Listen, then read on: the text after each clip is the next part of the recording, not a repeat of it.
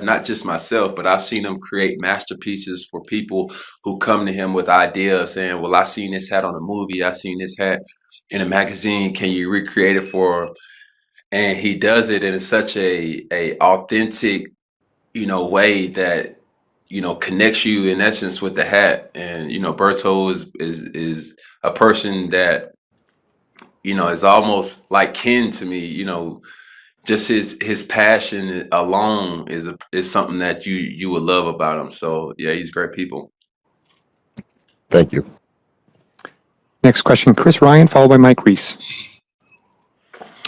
Hey, Cam, you talked earlier this year about how cognizant you were of making sure that you took care of the football. And that's obviously been evident over the last couple of weeks with no INTs over the last 4 weeks and only one turnover. How have you changed or adapted your style in order to try to limit turnovers? Just a more overall, thought process towards protecting the ball, making smart decisions.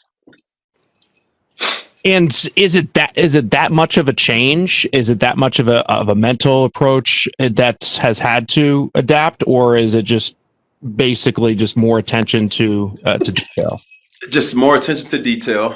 Understand where you have people coming, going, and who's getting out. Understanding protections, understanding route concepts, understanding defenses, and the more comfortable that you are, the better you understand where your outlets are. Thanks. And bless you. Mike Reese is next, followed by Steve Sanchez.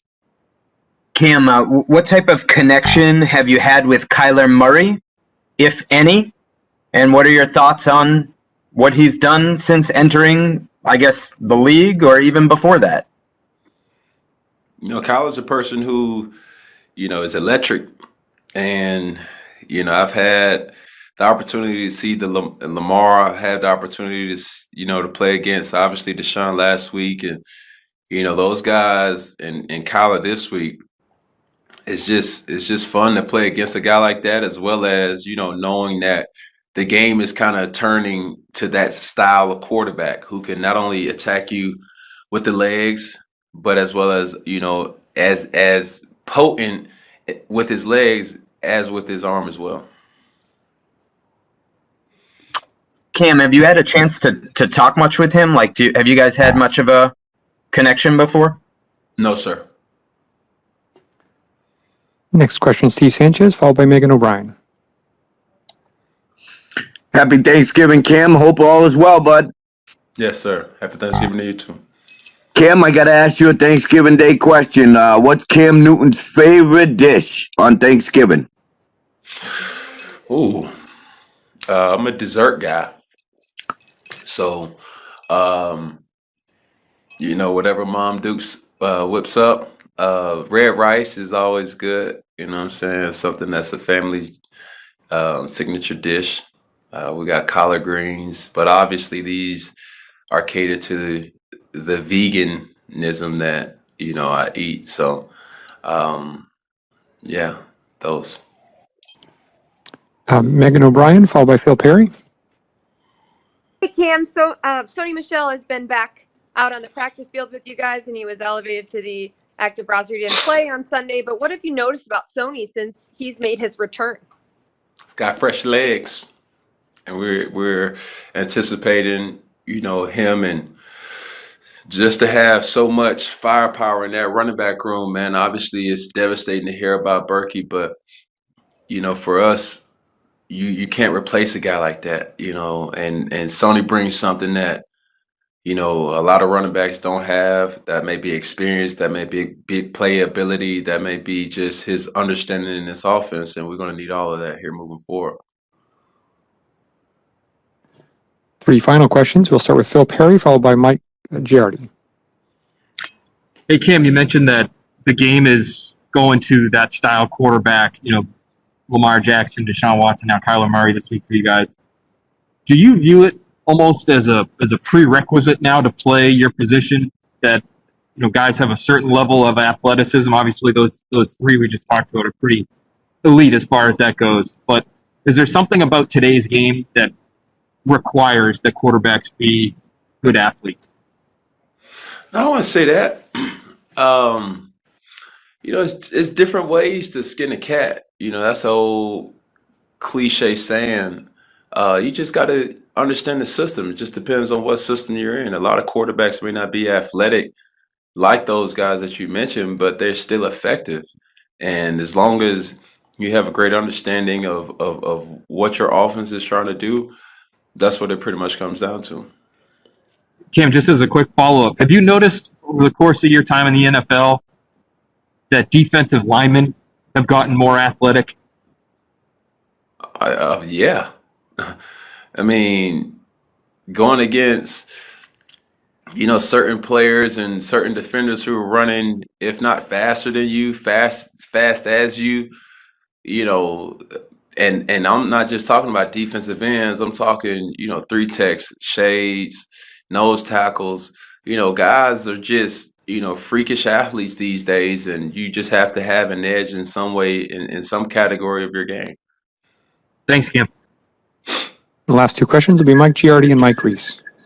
Hey, Cam, while we're on this sort of topic, I'm just curious because as we talk to all these young quarterbacks, Lamar, Deshaun, Kyler, they all bring you up as someone that they looked up to. Do you almost feel like you sort of started this trend in this direction again? No. Listen, this trend was started way back when you had the Steve Youngs, the Warren Moons, John Elway, Randall Cunningham, Michael Vick, Donovan McNabb, Cordell Stewart to a degree, you know what I mean? So I'm not going to sit up here and be the first person to say that I am the originator of this, style of play, because that's not true. There's been a lot of quarterbacks that played way before me that have brought a element to the quarterback position that was extremely beneficial or heart-aching for defenses to try to figure out. What does it mean to you, though, to have those guys say that and to point to you as sort of their hero, if you will? Yeah, it's cool, but I still want to beat them.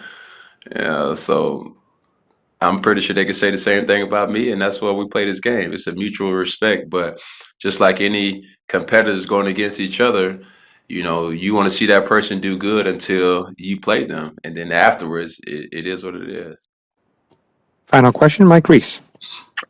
Hey, Cam, I don't know if you will agree with this thought, but I just, your long ball and the passes, maybe to the middle range, I thought were pretty pinpoint. In the last game, I mean, the touchdown to Demir, obviously one that comes to mind. And then some of the shorter ones I felt like that were would be considered higher percentage, maybe were a little less consistent. And if you sort of agree with that thought, I'm curious what you saw on those shorter ones that maybe stood out to you that could help you improve in that area. You play quarterback? No, I would probably be more like the kicker, Cam, or like the coach, Oh, the coach. But in order to coach something, you got to be able to have had some type of, studying in it. Yeah. Because I was going to use an analogy. Just like a kicker. Let's just say a kicker. I mean, truth be told, you practice for, Coach speaks on it all the time, to have great fundamentals when you need them the most. And just sometimes the ball just get away from you. You just kick a bad ball. You shoot a bad shot. You just throw a bad pass. And that's what it is. I just have to be more conscientious of those type of throws. What do you say? Mid-range checkdowns to the left or whatever. You just gotta stay consistent.